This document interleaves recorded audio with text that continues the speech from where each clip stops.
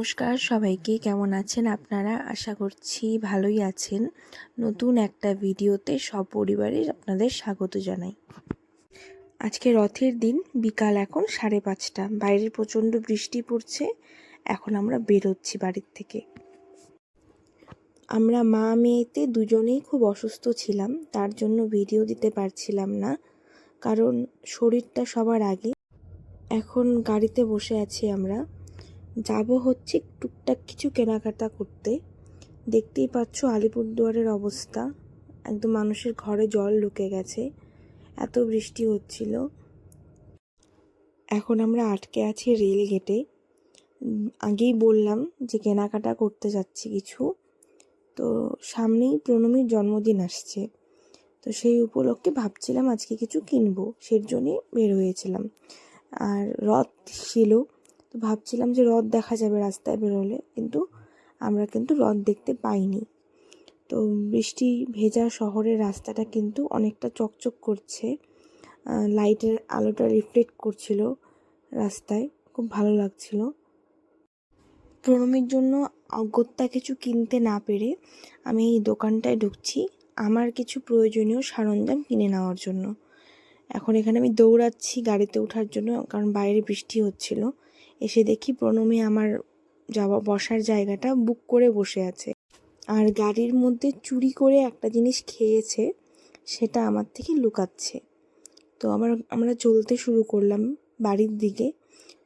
টুকটাক যেটা নেওয়া হয়ে গেছে। আমরা রথ দেখতে পাইনি, আর প্রণমীর জন্য যেটা নিব ভেবেছিলাম সেটাও নিতে পারিনি।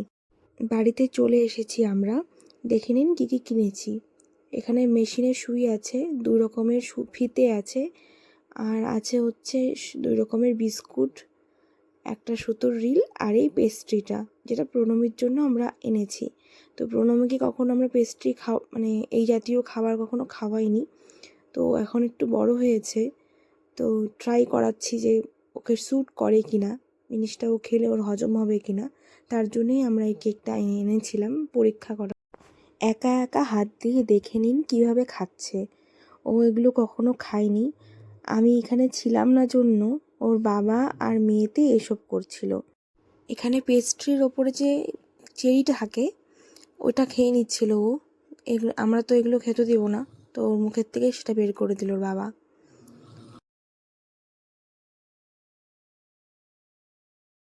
মা টেস্টি টেস্টি, তাকাও তো, টেস্টি। হুম, হাত চাইতে খায় ফেলতেছে, হাত খাওয়া যায় না তো, টেস্টি বল। ভালো খেতে, ভালো। চামচ দিয়ে খাবে গো, হাত লাগিয়ে গেছে ও, তাই চাইতে নিল একটু আগে।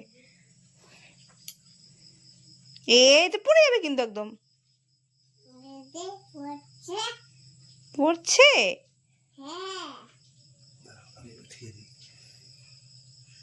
ও তুলতে পারতেছে না গো, উঠায় দাও। এ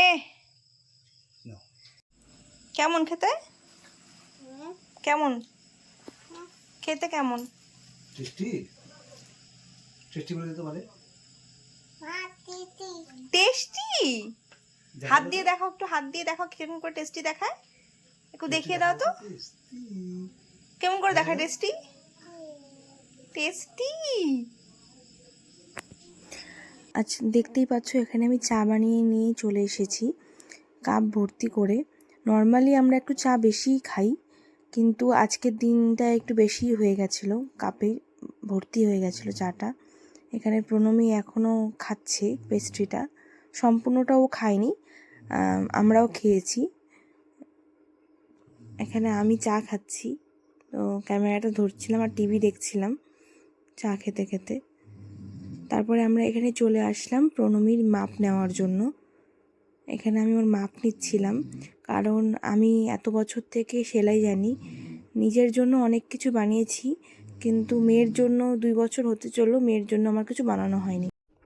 এখানে ওর আমি শরীরের মাপগুলো নিয়ে নিচ্ছিলাম। প্রণমীর জন্য এর আগে 2বার এরকম মাপ দিয়ে ড্রেস বানানো হলেও ওর এখন আর ওগুলো মনে নেই যে এরকম মাপ দিয়ে ড্রেস বানানো হয়েছিল। ওর কাছে এটা একেবারেই নতুন, তাই খুব কিউরিসিটি দেখাচ্ছে আমি কি করছি।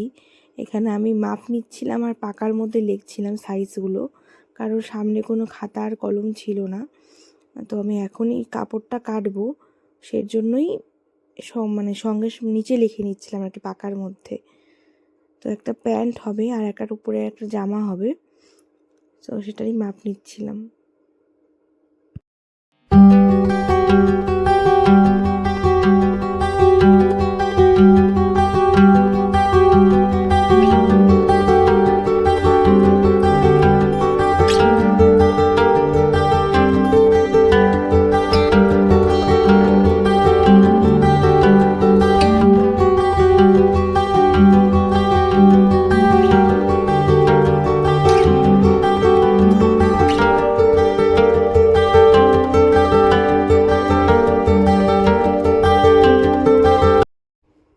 এই ক্লিপটা হচ্ছে পরের দিনের।